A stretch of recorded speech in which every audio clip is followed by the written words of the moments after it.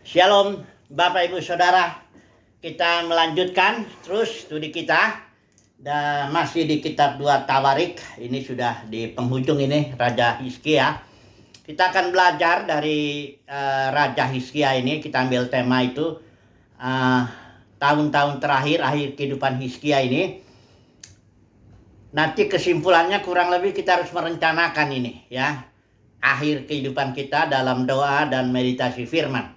Karena akhir hidup Hizkia termasuk juga akhir hidup Musa itu tergantung jadi terkait dengan doa mereka ya. Ada doanya yang mereka ngotot paksakan itu kepada Tuhan, memang Tuhan jawab, tetapi ada akibatnya nanti. Coba dulu kita melihat dan mengenai Hizkia inilah ya. Hizkia ini tahun-tahun terakhir ya, kita tahu Raja Hizkia itu raja yang standar hidupnya itu disamakan dengan Daud lah ya. Dikatakan di sini Raja Hizkia itu melakukan apa yang benar, sama seperti dikatakan dia melakukan apa yang benar di mata Tuhan, tepat seperti yang dilakukan Daud bapa leluhurnya ya. Kita tahu Daud itu juga dikatakan dia mati pada waktu telah putih rambutnya, lanjut umurnya, penuh kekayaan dan kemuliaan. Walaupun Daud ada kesalahan-kesalahan dalam kehidupannya ya, kita tahu mengenai Batseba, mengenai menghitung Israel, mengenai dia lari ke daerah Filistin, yang akhirnya dia bilang diamlah di negeri, berlakulah setia ya. Masalahnya Daud tidak menaikkan doa seperti Hizkia ini ya. Coba dulu kita lihat ya, Hizkia ini bagus ya di akhir kehidupannya. Tetap dia dikatakan ketika dia mati, seluruh Yehuda dikatakan di sini, dan penduduk Yerusalem memberi penghormatan kepadanya. Jadi tetap Hizkia ini dia pun dikuburkan di pekuburan anak-anak Daud ya. Baguslah ya. Hanya satu ada yang kita mau bicarakan ini mengenai doanya ya, ketika dia di akhir kehidupannya dia sakit ya. Ada juga kejadian di akhir kehidupannya dia diserang oleh Raja Sanherib, Raja Asyur, dan dia akhirnya berdoa dengan Nabi Yesaya juga bin Amos itu, dan Tuhan menyelamatkannya. Itu suatu peristiwa juga yang doanya itu sangat bagus lah ya. Di sini dibantu ayat 20 pasal 32. Tetapi oleh karena itu Raja Hizkia dan Nabi Yesaya bin Amos berdoa dan berseru kepada sorga ya. Bukan hanya berdoa aja, Hizkia juga melakukan hal-hal bertindakan ketika dia mau diserang oleh Raja Asyur ya. Dia seperti menutup segala mata air ya, supaya Raja Asyur jangan dapat air ya. Dia membangun kembali juga ayat 5 seluruh tembok. Kemudian dia juga mengangkat panglima-panglima perang dan menenangkan mereka, katanya dengan kata-kata, kuatkanlah dan teguhkan hatimu, janganlah takut dan janganlah terkejut terhadap Raja Asyur ya. Dikatakan di sini, perhatikan, serta seluruh laskannya, karena yang menyertai kita lebih banyak daripada yang menyertai dia ya. Jadi dengan kata-kata itu dikatakan kesimpulannya di sini, oleh kata-kata Hizkia, Raja Yehuda itu rakyat mendapat kepercayaannya kembali. Jadi Hizkia bukan hanya berdoa, tapi dia juga melakukan langkah-langkah yang perlulah ya untuk menghadapi serangan Raja Asyur itu ya. Jadi baguslah akhir kehidupannya, oke ya, dalam hal dia diserang Raja Asyur, dia bisa lakukan hal-hal itu. Kemudian dia berdoa dengan Nabi Yesaya. Kemudian juga yang di akhir kehidupannya rakyatnya itu juga menghormati ya. Dia mati dan dikuburkan dekat di pekuburan anak-anak Daud. Hanya ada satu di sini ya, saya mau sampaikan. Ceritanya ini tidak ada di Tawarik, tapi adanya di dua Raja-Raja 20 ya. Di sini ada Hizkia sakit dia di akhir kehidupannya ya. 2 Raja-Raja 20. Saya baca ya, bentar. Pada hari-hari itu Hizkia jatuh sakit dan hampir mati. Lalu datanglah Nabi Yesaya bin Amos dan berkata kepadanya, beginilah firman Tuhan, sampaikanlah pesan terakhir kepada keluargamu, sebab engkau akan mati dan tidak akan sembuh lagi. Jadi enggak masalah sebenarnya. Ini nubuat bukan berarti kutuk buat Hizkia, enggak. Ya semua orang juga akan mati juga kan. Malah ini bagus dia matinya, disuruh dia sampaikanlah pesan terakhir kepada keluargamu. Jadi ada kesempatan untuk menyampaikan pesan-pesan ya kepada anak-anaknya, cucu-cucunya atau keluarganya. bagus begitu ya. Rata-rata di perjanjian lama orang-orang kudus itu kayak Yakub itu waktu mau matinya tuh, Ishak juga sebelum mati, Abraham, dia memberi berkat kepada anaknya ya. Nggak mati mendadak hilang begitu dan tanpa ada pesan ya. Nggak, jadi sebenarnya ini bagus kok ya. Nabi bukan kutuk ya, bahwa nubuat atau perkataan firman dari Nabi Yesaya ini, beginilah firman Tuhan, sampaikanlah pesan terakhir kepada keluargamu. Itu kan bagus kan? Sampaikan ya, engkau akan mati tidak akan sembuh lagi. Ya sudah ya, kalau memang itu cara Tuhan untuk menyelesaikan kehidupan kita, ya bagus, nggak apa-apa ya. Tapi di sini ayat 2, Hizkia, lalu Hizkia memalingkan mukanya ke arah dinding dan dia berdoa kepada Tuhan, Tuhan, ingatlah kiranya bahwa aku telah hidup di hadapanmu dengan setia, tulus ya, melakukan yang baik di matamu. Kemudian menangislah Hizkia dengan sangat. Nah, jadi dia ya dengan tegas katakannya begini, dia nggak terima lah dia harus mati. Dia harus kasih pesan sama keluarganya mati, dia nggak terima itu keputusan Tuhan. Nah, dia menjerit, dia nangis ya.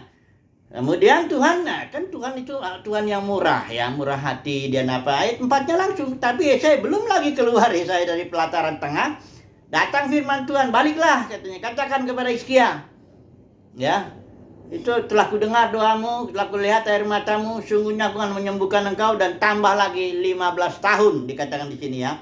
Ditambah umurnya Hizkia 15 tahun. Nah, dalam masa 15 tahun itu 2-3 tahun kemudian dia memperanakan seorang anak namanya Manase.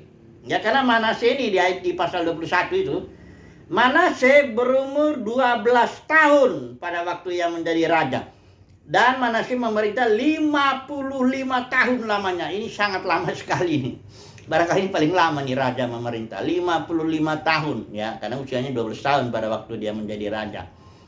Nah, Raja Manase ini amat sangat jahat ini, luar biasa ini. Semua yang dibuat Hizkia itu kayaknya dirombak, dihancurin, bangun lagi dia berhala. Walaupun memang di kitab Tawarik dibilang dia bertobat ya ini, tapi salah satu keruntuhan kerajaan Yehuda itu adalah karena Raja Manase ini. Ya banyak ya kesalahan dari Salomo ya, ada kesalahan, tapi ini salah satu yang menyumbangkan tragedi lah kepada kerajaan Yehuda ya. Nah, Manase ini lahir setelah Hizkia doanya didengar ya, 15 tahun ditambah dia barangkali 2-3 tahunnya itu dia baru memperanakan Manase, kan 12 tahun ini Manase setelah Hizkia mati, dia 15 tahun dia mati. Ini Manase jadi raja usia 12 tahun. Berarti Manase lahir ketika di masa pertambahan usianya Hizkia itu. Seandainya Hizkia enggak naikkan doa. Seandainya ya, misalnya ya, Hizkia itu setelah dia dengar firman Tuhan dari si Yesaya bin Amos itu, ya udahlah, kalau aku terimalah ini keputusan Tuhan, karena ini bukan barangkali, memang inilah yang terbaik lah ya, keputusan Tuhan kan yang terbaik. Aku akan sampaikan pesan kepada keluargaku. Ya, dia kumpulin keluarganya. Manase nggak ada itu, belum lahir dia. Jadi nanti anaknya Hizkia yang nerusin, kan dia bisa ngasih pesan. Nanti ya kasih, kayak Daud tuh sebelum mati dikasih pesan sama Salomo, kenallah Tuhan Yahweh ya, berlakulah begini, dikasih nasihat lah, pokoknya kerjakan bagiannya. Walaupun akhirnya Salomo jatuh dalam penyembahan berhala, tapi kan bukan kesalahan Daud lagi di situ. Daud sudah kasih pesan ya. Jadi ini sebenarnya saya membayangkan ini, seandainya lah Hizkia ini mau menerima keputusan Tuhan, seandainya ya, dan dia bilang oke lah, aku siap untuk mati dan aku akan kasih pesan untuk anak-anakku dan untuk keluargaku. Baik ya, dia nggak melahirkan anak Manase yang jahatnya minta ampun nih. Nanti kita akan belajar itu sedikit lah, yang jahat sekali dia ini ya. Tapi dia memang bertobat, akhirnya dia bertobat ya, tapi udah sempat terlalu jahat ya. Jadi saudaraku, biarpun bertobat jangan saudara pikir nanti seolah-olah karena apa yang ditabur orang itu juga yang dituainya. Jadi tetap efek daripada kejahatan Manase ini memberi sumbangan kepada keruntuhan kerajaan Yehuda itu ya. Nah, saya beri contoh lagi satu, Musa. ini Musa juga akhir hidupnya juga jadi masalah gara-gara doanya itu. Ya coba dulu kita lihat kasusnya itu. Israel sebenarnya ini, saya baca dulu ya, Keluaran pasal 32. Ini waktu itu kasusnya baru saja mengadakan perjanjian ya antara Yahweh ya di Gunung Sinai, dia perantarai Musa, ini orang Israel ya. Kemudian ini dibatasi, orang Israel nggak boleh naik ke sini ke atas gunung karena di Gunung Sinai ini dahsyat sekali, Tuhan turun dengan api, dengan awan, dengan suara sangkakala, apa semua luar biasa ya. Musa naik ke atas mau bikin 2 loh batu itu, loh hukum ya. Karena Musa dianggap berlama-lama orang Israel ini, dia bikinlah berhala di sini, minta sama Harun. Waduh, Tuhan bilang turun coba lihat tuh, belum apa-apa. Ini bangsa udah langsung bikin ilah. Perhatikan di sini ayat 8, mereka dengan cepat menyimpang dari jalan yang telah kutunjuk kuperintahkan kepada mereka. Ya. Kemudian Musa turun, ya dibanting itu kita tahu kan, 2 loh batu itu dibanting. Dan Tuhan memutuskan begini. Ayat 10 ya, pasal 32 ayat 10 saya baca ILT ini ya. Dan sekarang tinggalkanlah aku sendirian, maksudnya jangan kau pengaruhi aku, kata Tuhan. Karena Tuhan ini luar biasanya, dia bisa dipengaruhi oleh beberapa orang tertentu, ya, enggak semua ya. Itu Musa bisa mempengaruhi Tuhan, Abraham.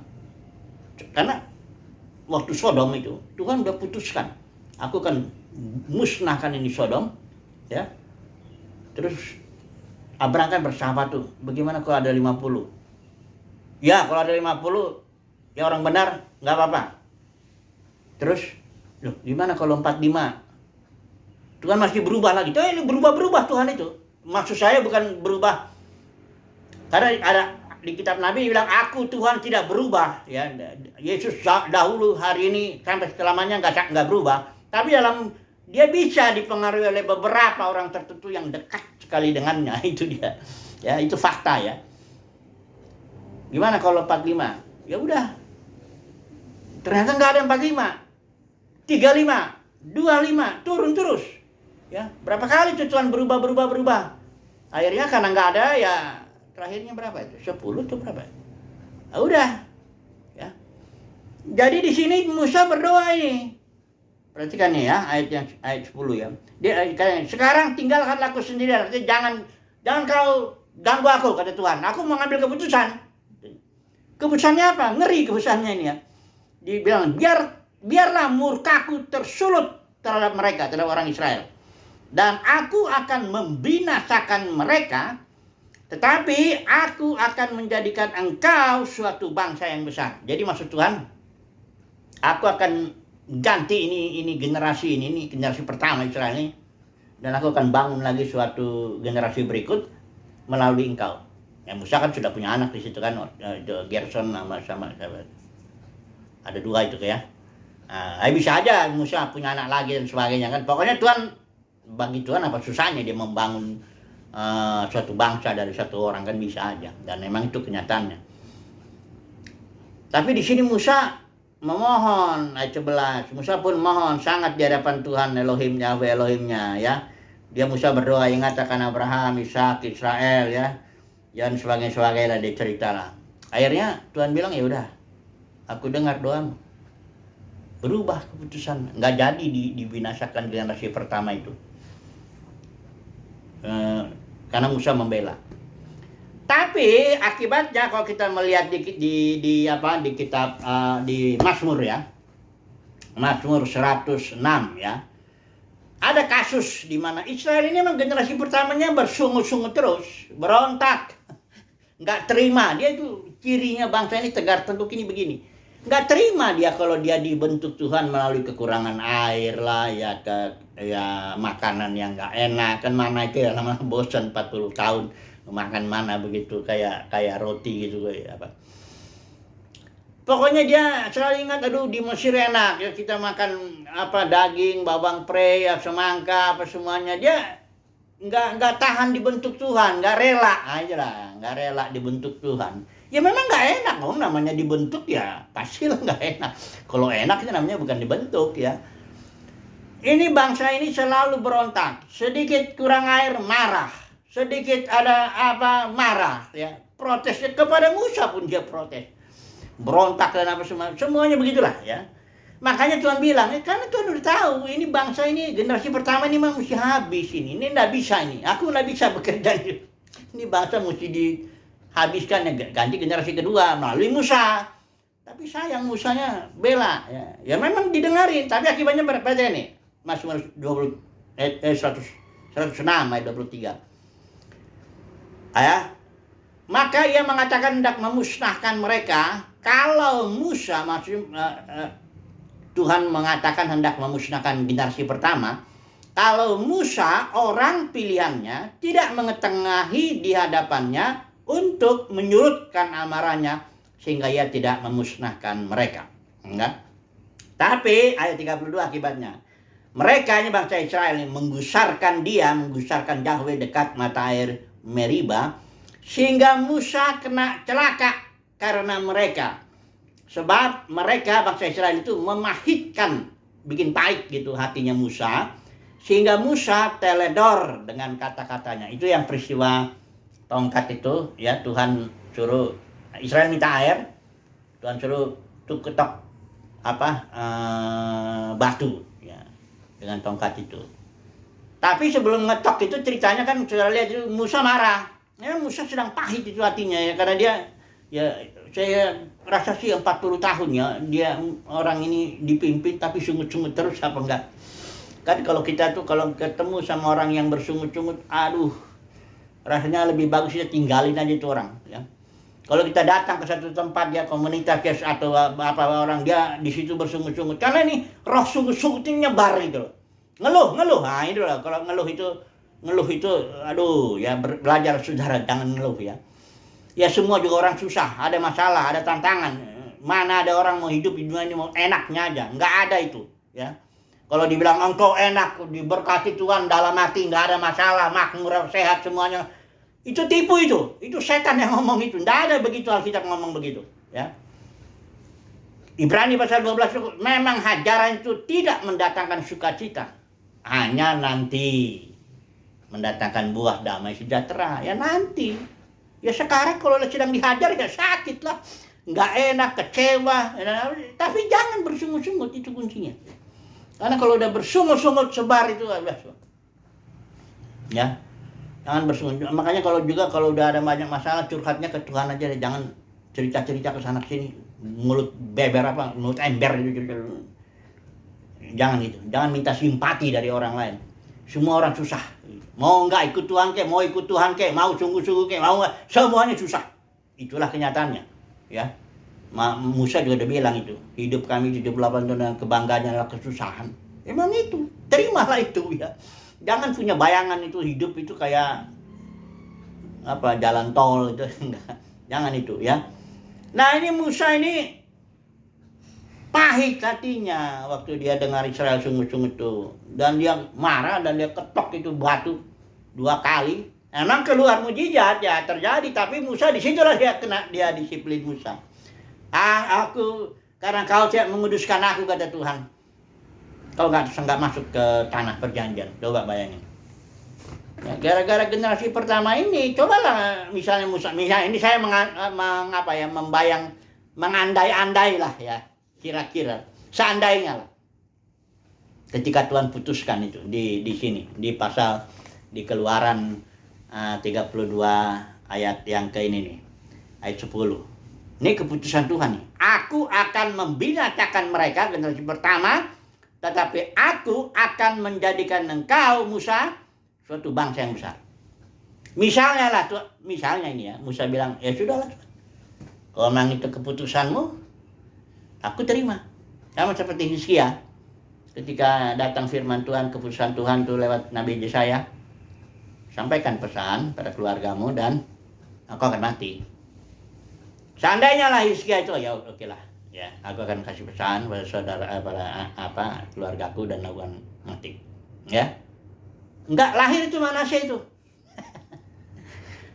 Dan ini Musa, seandainya lah Musa bilang, ya udahlah Tuhan, memang Ya bagaimana kalau udah bangsa ini susah gimana? Nyatanya memang generasi pertama gagal juga.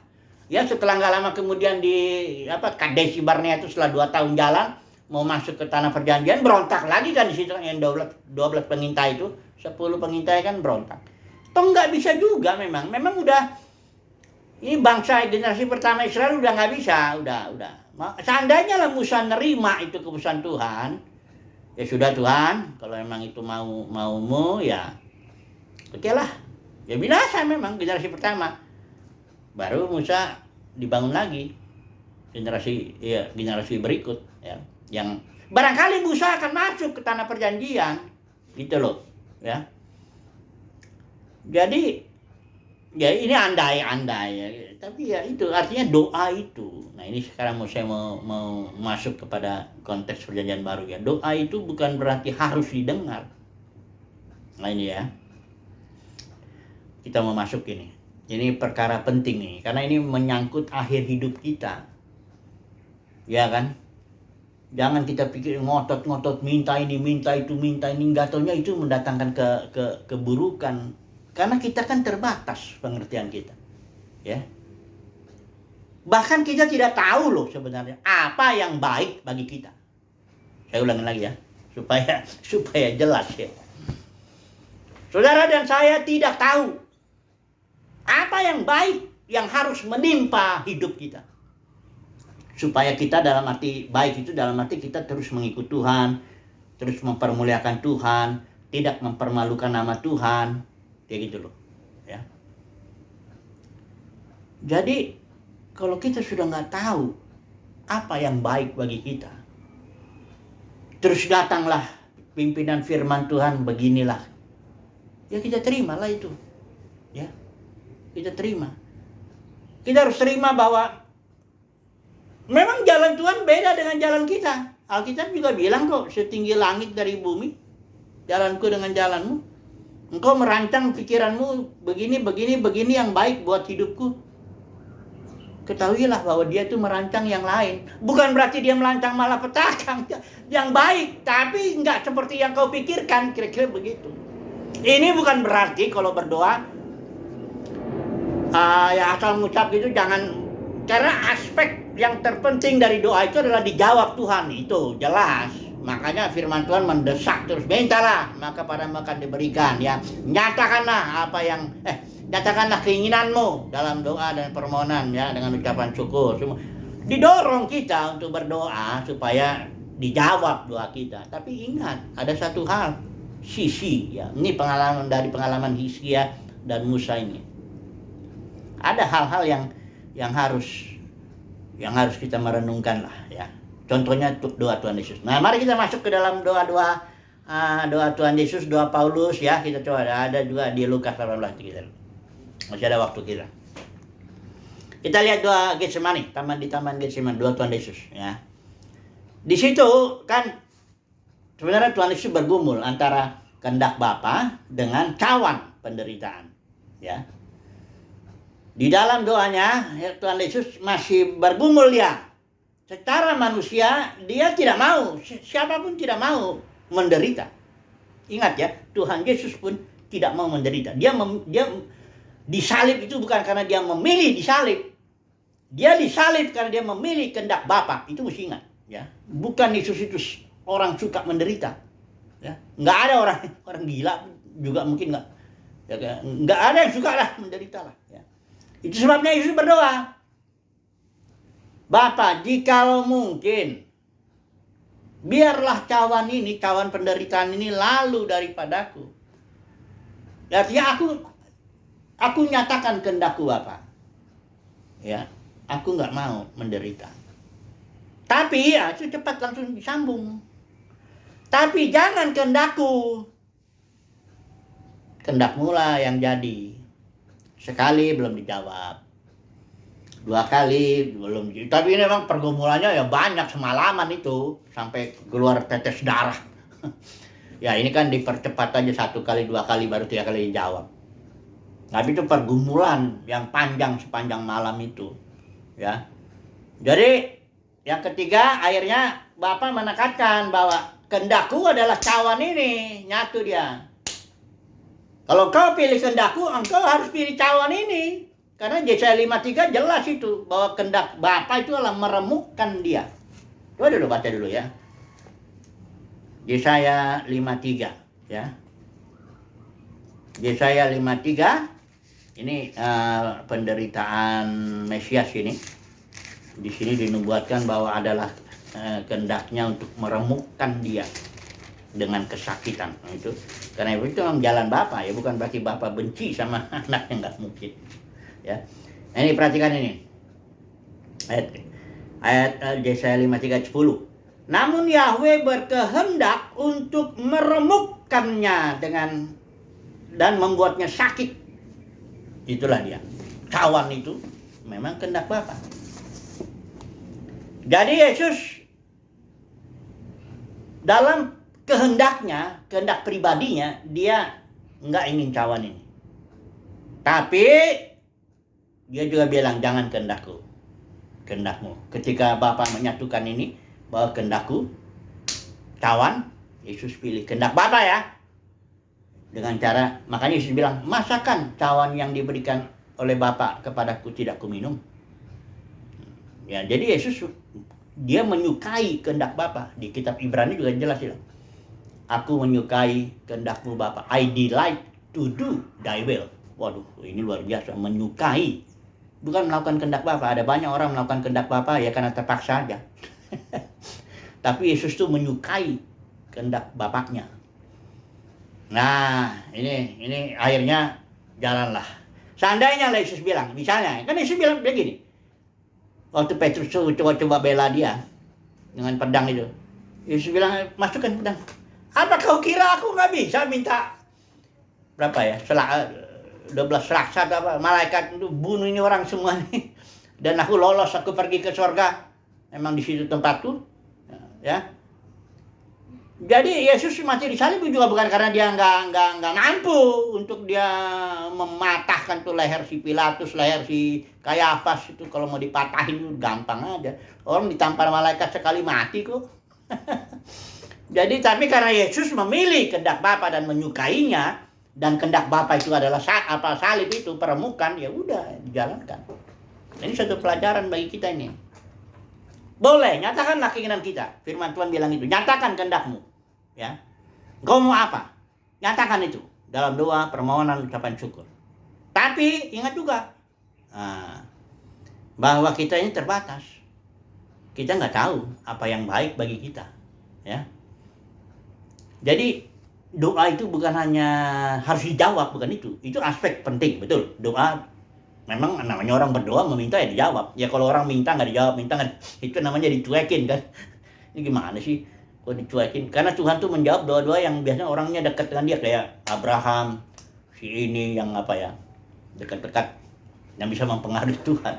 Tapi ingat ada satu aspek lagi, bahwa doa itu seharusnya merupakan suatu membangun hubungan lah. Doa itu satu alat untuk kita berkomunikasi dan dengar firman Tuhan juga. Jadi makanya saya bilang ini kesimpulannya inilah sebentar lagi ya. Kesimpulannya adalah seharusnya doa itu digabung dengan meditasi firman. Jangan doa itu jelas itu menyatakan keinginan kita kan? Itu namanya doa, menyatakan keinginan kita. Ya. Tapi gabungkanlah itu dengan meditasi firman Tuhan. Karena Hizkia itu kan nggak menggabungkan dia di situ. Meditasi doa Hizkia hanya berdoa aja dengan nangis keras dia naikkan doa. Tapi dia nggak tahu firman Tuhan keputusan Yesaya ini. Jadi nggak digabungkannya, maka Tuhan ngalah, firmannya diganti. Ya. Musa juga gitu, ngotot dia berdoa, keputusan Tuhan disingkirkan. Tuhan ya, memang Tuhan murah hati ya udahlah kalau emang kau mau begitu. Tapi akibatnya kan nggak bagus. Ya. Jadi doa harusnya seperti Tuhan Yesus itu digabung. Doa, ya itu nyatakan keinginannya. Jikalau mungkin Bapa, biarlah lalu cawan ini. Tapi, nah ini ada firman Tuhan, firman Bapa, kehendak Bapa. Jangan kehendakku kata Yesus, tapi kehendakmu. Ini digabung lah ini. Kita merencanakanlah masa depan kita, atau kita rencanakan akhir hidup kita melalui doa dan meditasi firman. Gabungkanlah ini. Saya belajar begitu. Setiap pagi itu saya memeditasi firman dengan doa gitu ya. Mengingat firman itu diulang-ulang. Meditasi itu artinya mengucapkan firman Tuhan pelan-pelan sampai kedengaran telinga kita sendiri. Misalnya Tuhan adalah gembalaku, takkan kekurangan aku. Pelan-pelan diucapin itu.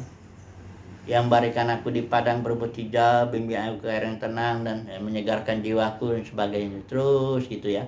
Sambil nyanyikan doa Tuhan, aku juga mempunyai keinginan gini. Tapi ada firmannya, jangan cuma doa melulu. Minta melulu. Walaupun itu memang perintah juga, mintalah. Maka padamu akan diberikan. Tapi jangan itu aja.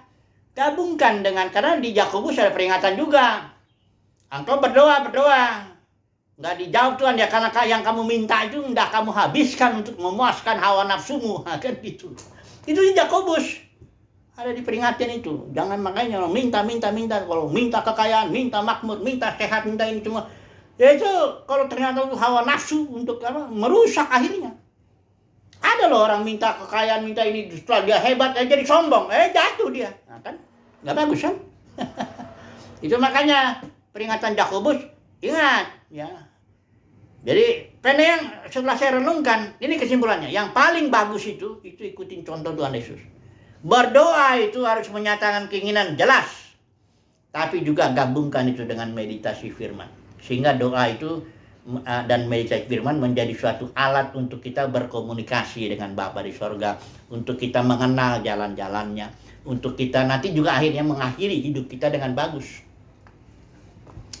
Nggak masalah gitu. Oke, ini kesimpulannya. Haleluya. Amin.